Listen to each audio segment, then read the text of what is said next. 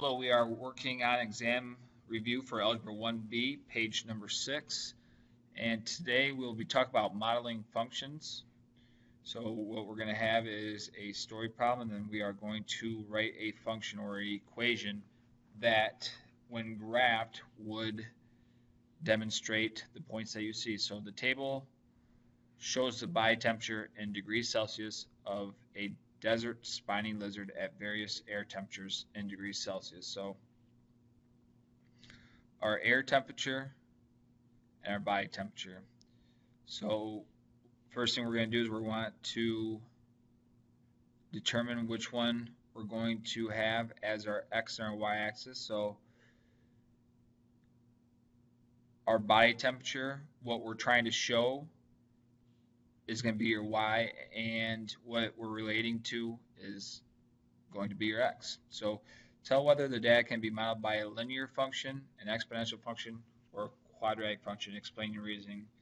So there's a couple different ways to do this. One way is to go about making a scatter plot, which I'm going to show, and just what is the shape of that graph.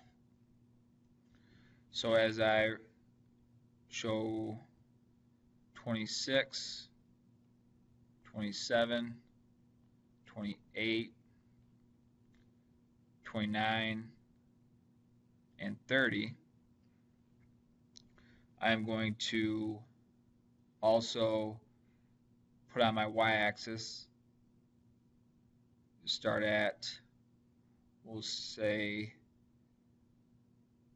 33, 33.5, 34, and 34.5. And then we just plot our points. So 33.44 is going to be just less than my 35. 33.78 is going to be halfway in between my 33.5 and my 34. The 34.12 is just going to be just above my 34. My 34.6 is going to be just below my 34.5 and just above. So it looks like we have pretty much a straight line right there connecting all of our dots. So one thing I can do to go ahead and check that is I can say, what is the difference? What changes from 26 to 27? And that is going to be, I just subtract. I say 33.78 minus 33.44, and that's a difference of 0.34.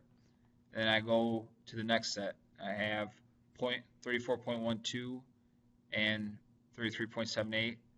That also is a difference of 0.34. And 34.46 and 34.12, 0.34. And just to ensure we're the same across the board, we'll do the last one, 34.80 and 34.46. That is also 0.34. So we see that we're adding 0.34 every time. Now that does a couple different things. One is we started, let me back up. Now we started with the scatter plot and we saw that it looked like a straight line. We just confirmed that's a straight line because we are adding the same amount every time, and that's how we are going up. When we add the same amount every time, we are in a linear function because we are adding or subtracting the same amount.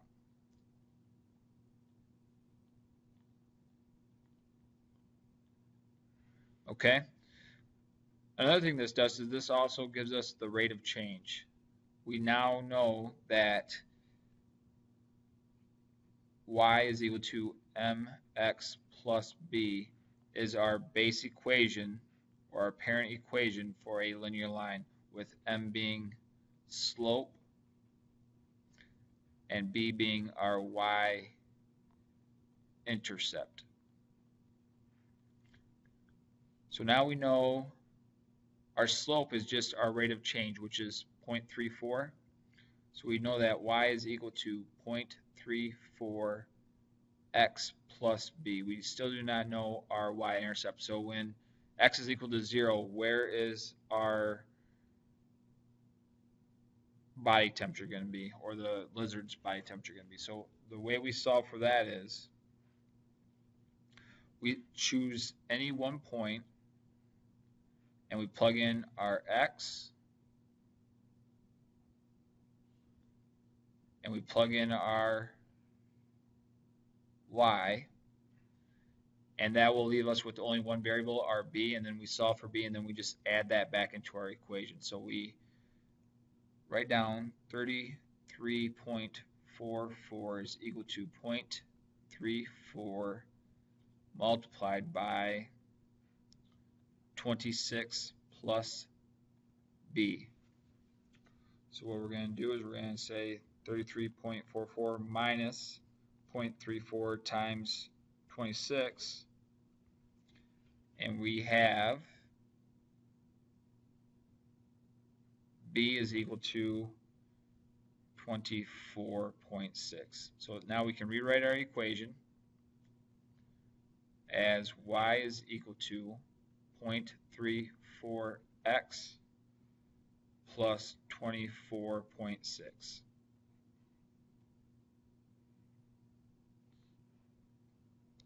Looking down at letter C, use your equation to find the body temperature of the lizard if the air temperature is 50 degrees Celsius. So our air temperature is our x value. So what we do is we plug in 50 for our x into our equation, and we solve for y, which we're already set up to set that equal to y. So not a whole lot of algebra. This is just simple arithmetic. 0.34 times 50 plus 24.6.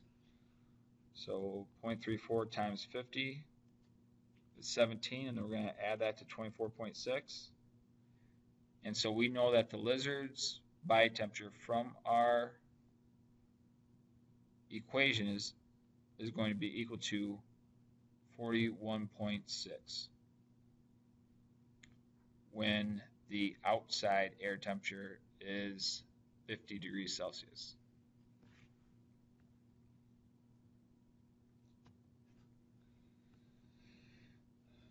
Number 37. The pesticide DDT was widely used until it was banned because it is toxic to a wide range of animals and aquatic life, and is suspected to cause cancer. DDT takes a long time to disintegrate after it's sprayed.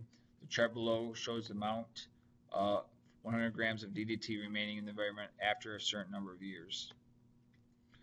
So question A asks, does a linear, exponential, or quadratic function best model the situation? So what we just went over with linear, if this was linear, we know that if we take this difference right here, which is 25.2, should be the same as this difference here, but we see that that difference is 12.3.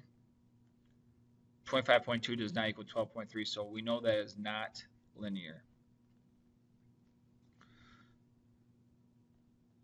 So the next one we look at is exponential. Now with exponential, we have a common ratio.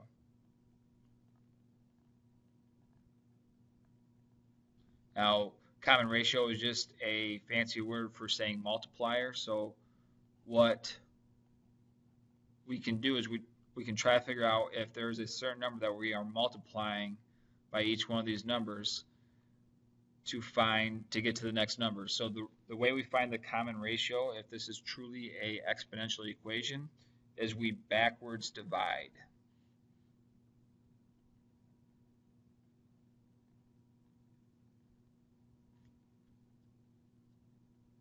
Okay, and the way we go to the backwards divide is we say 24.8 divided by 50. That's why we call it backwards dividing, because we take a number that is after an initial number and we backwards divide. And we can only do this, remember, if our x-axis, which will be the number of years, goes up by 1. So, and that is the case. So 24.8 divided by 50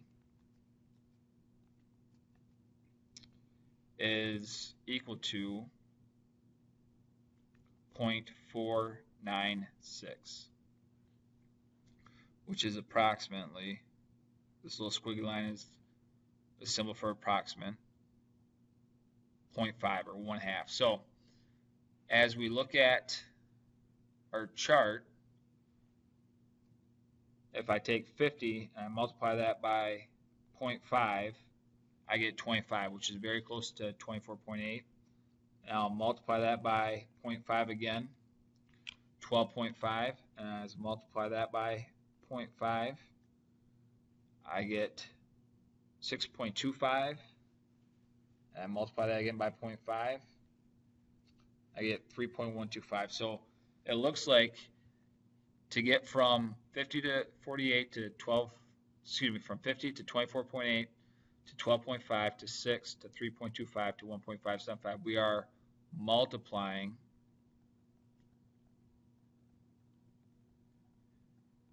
by 0.5.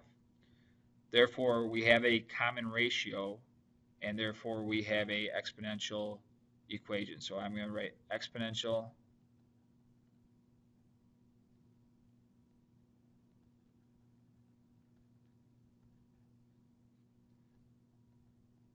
because of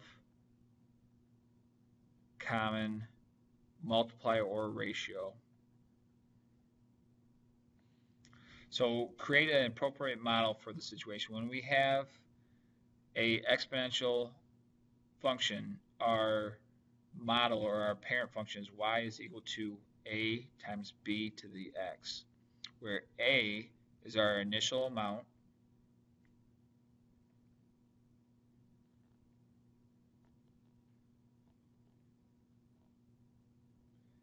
b is our common ratio.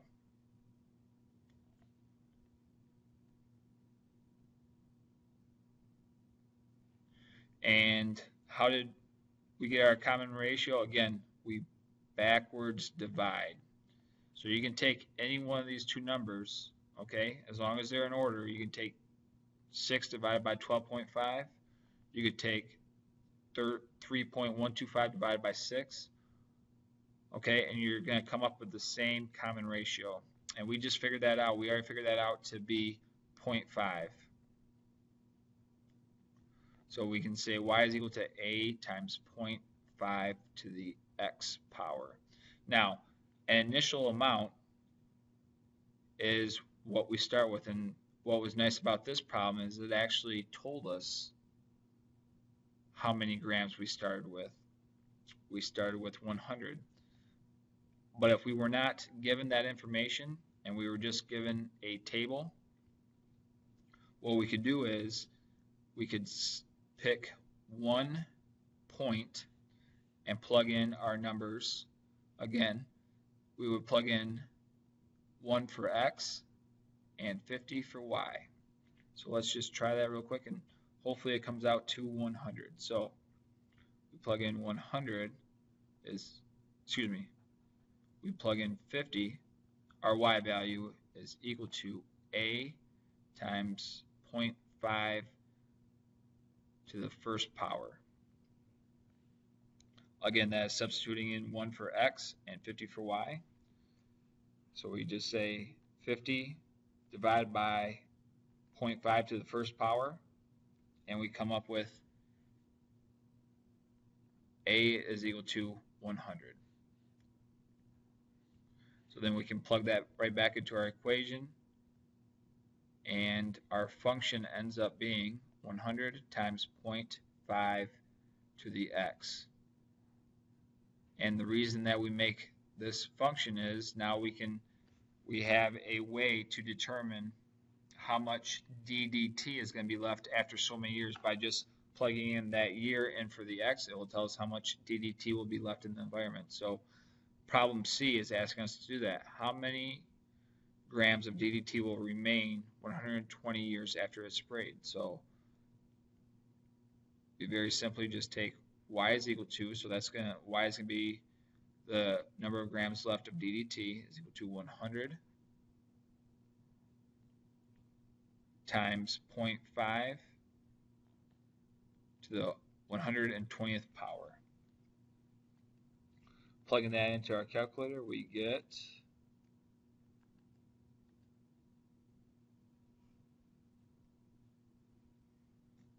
7.52 times 10 to the negative 35 grams.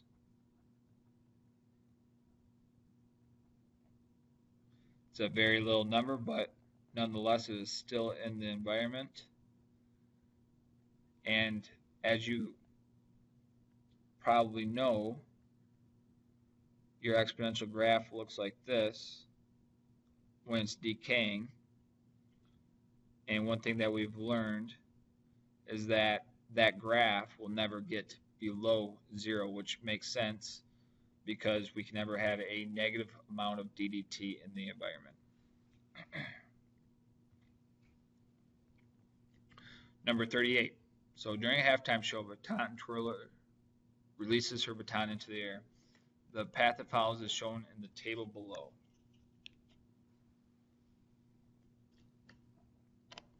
So time is going to be our x-axis, and our height and feet is going to be our y. Now it's asking us,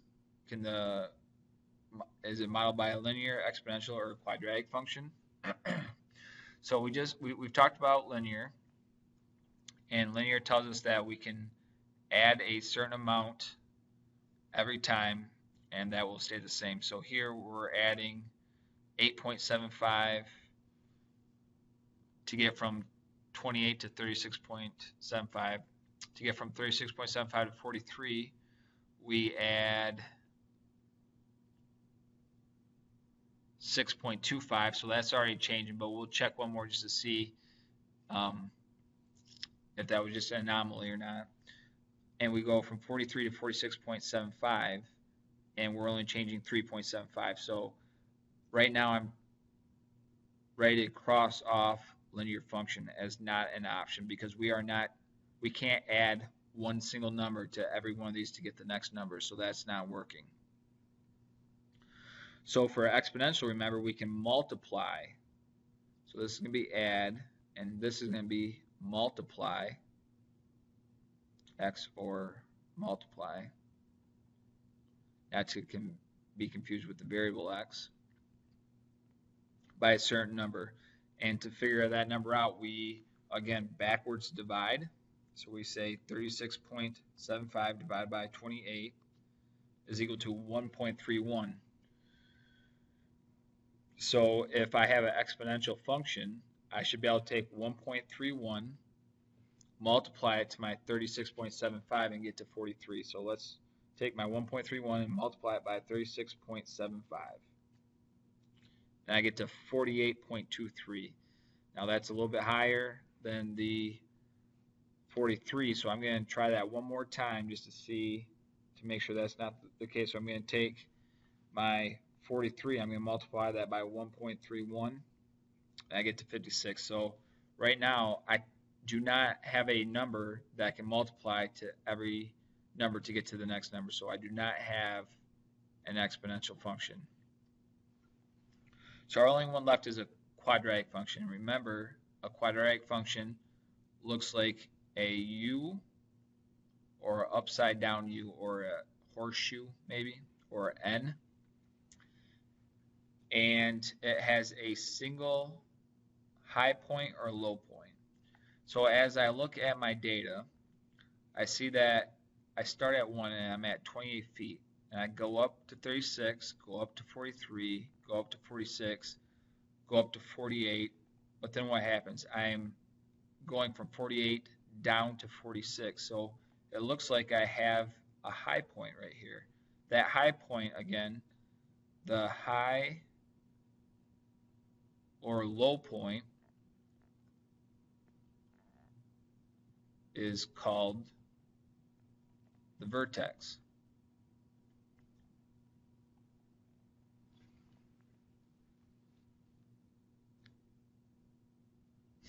And we see that this, if we were to make a scatter plot of this data, we would see that vertex again right up here at the top. So we know that we have a quadratic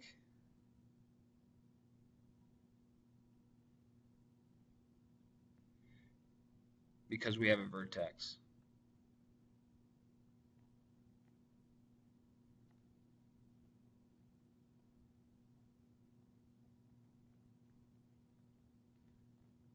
Okay, now one thing that we do not want to confuse with the quadratic is, remember that absolute value made a V that also had a vertex. But one thing about the V is that they were linear in shape, and so we would have constant change here. So one thing I need to add is quadratic because we have a vertex and don't have constant change.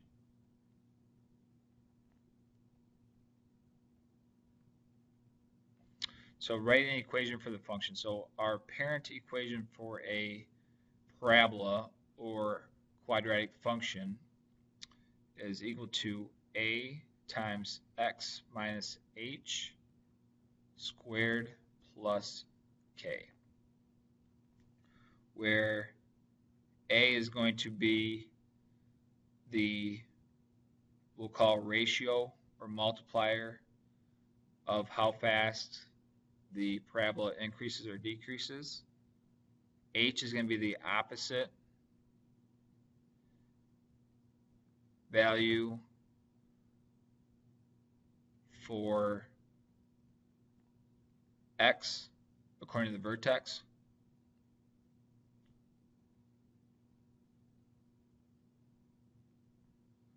Then k is going to be the value for the y portion of the vertex.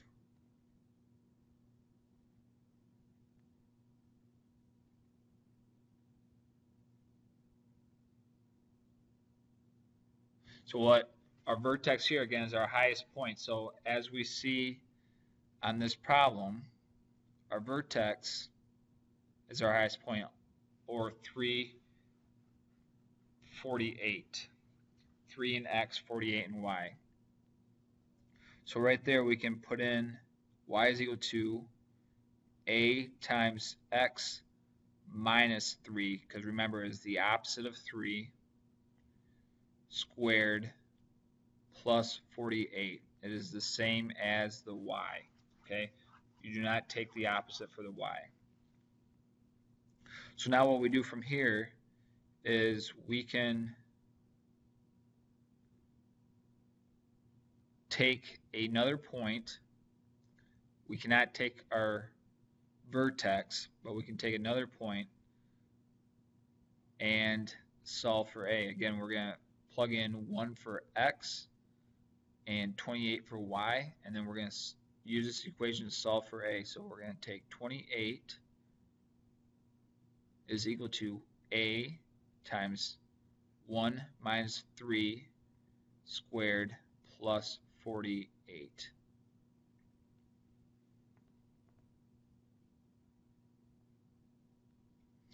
So we're going to subtract, we're going to simplify this out. We're going to have a times 1 minus 3 is a negative 2. A negative 2 squared is 4. We're going to subtract 48 from both sides.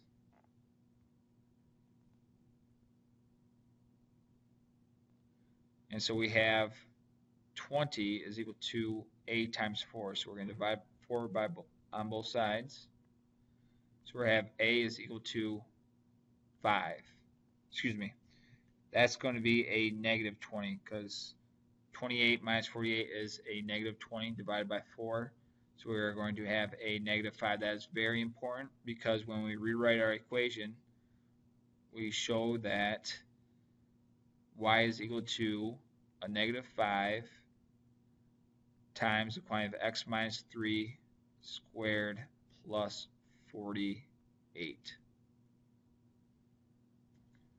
Now that -5 is important because it shows us that we have a upside down u. Anybody that's ever thrown anything in the air knows that what they throw up is eventually going to come down. So that's why we have our upside down u, and that makes sense also for the baton twirler. So part C asks us, how much time does the twirler have if she plans to catch the baton on its way down at a height of 5 feet?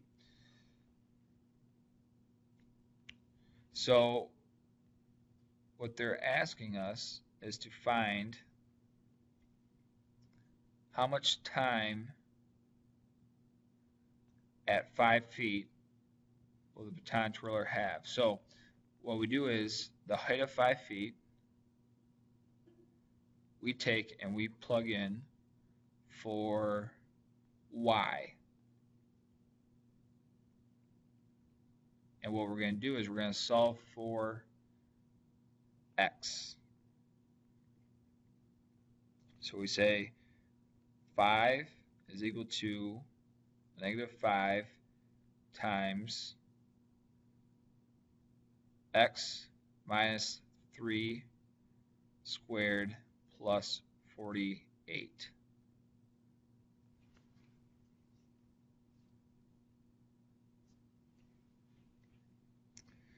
So solving this equation for x, we're going to subtract 48 from both sides.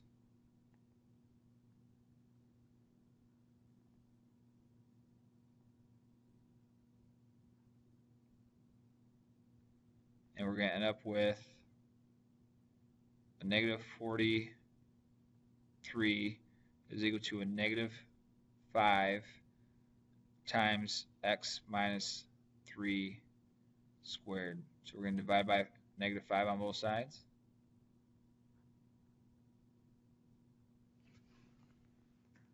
And -43 divided by -5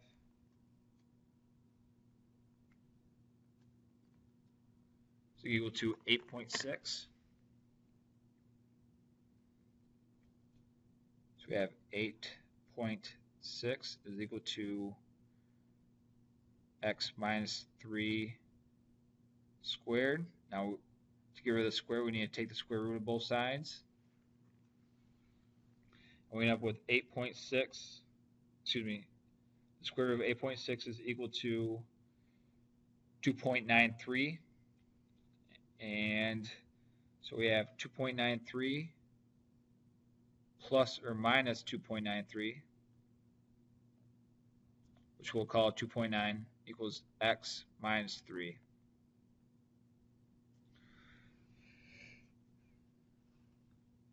So one thing we're going to do now is we have to add 3 to both sides. And we see that a positive 2.9 plus 3 is equal to 5.9.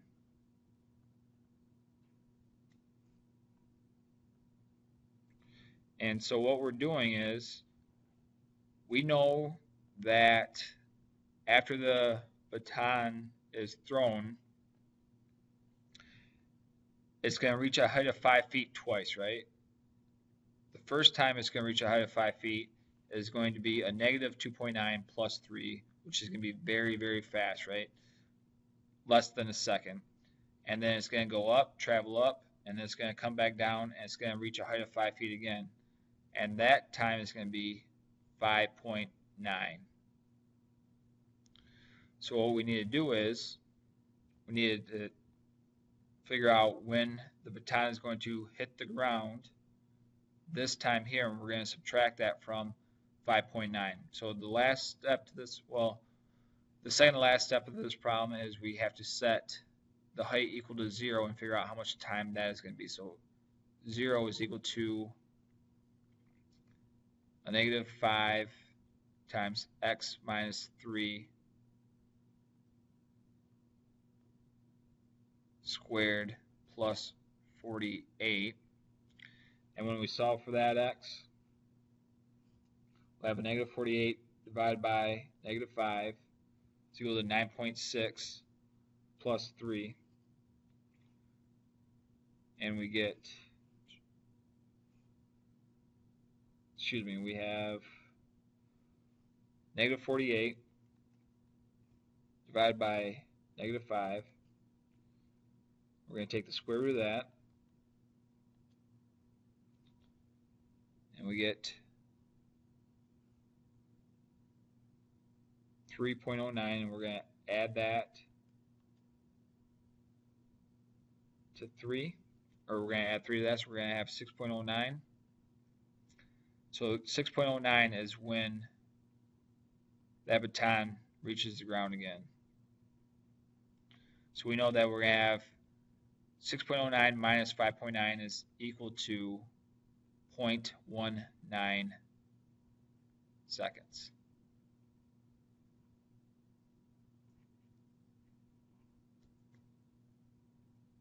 Okay, that's a very difficult question to solve. I don't anticipate that being on the exam. So basically what we want to make sure we know how to do is if we can find the height, we want to make sure we can relate that back to time, or if we're given a time, we can find the height.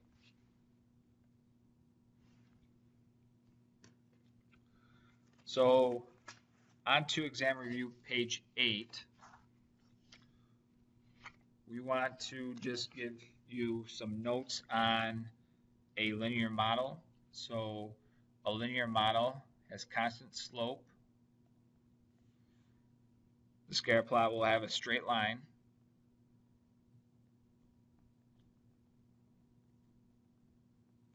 The equation to use is y equals mx plus b, where m is equal to the slope,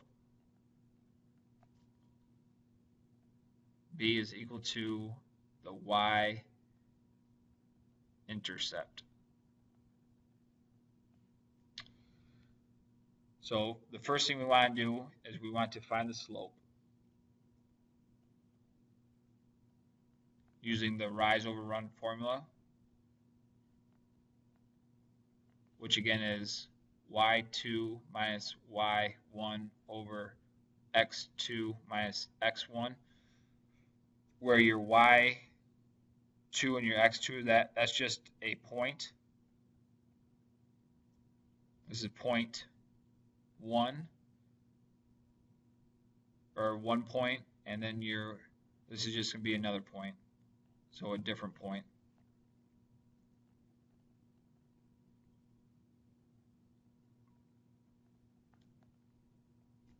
You can backwards subtract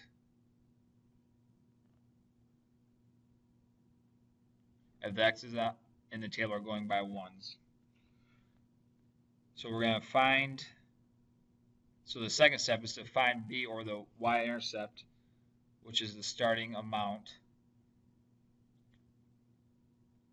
by plugging a point in for y and x after you have m. For an exponential model, we have a constant ratio or multiplier.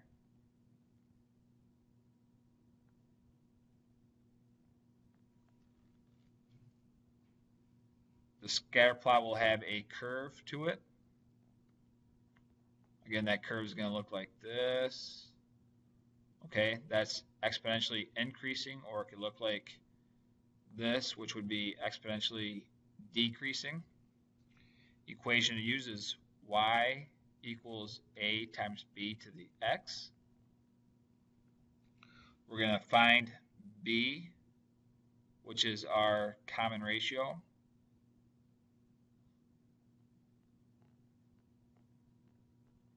And just a reminder, a is your starting point.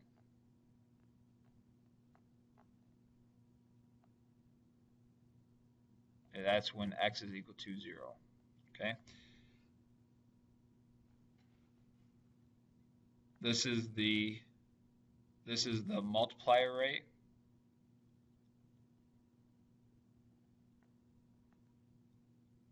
So then you can backwards divide. The x's in the table are going by ones. Okay. Then we need to find A, or the starting amount, if it was not given to us in the problem, by filling in B and then taking a point, substituting in for y and x, and then solving for A. The last one is the quadratic model. We didn't really talk about our constant for the quadratic model, so disregard that. But the shape will be a U or an N or a horseshoe, however you want to look at it.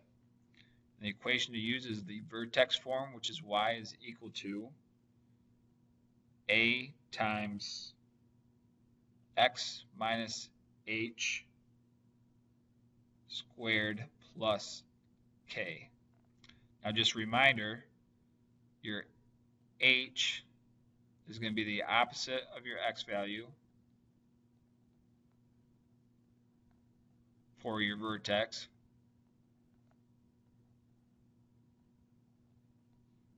And k is going to be your y value for the vertex.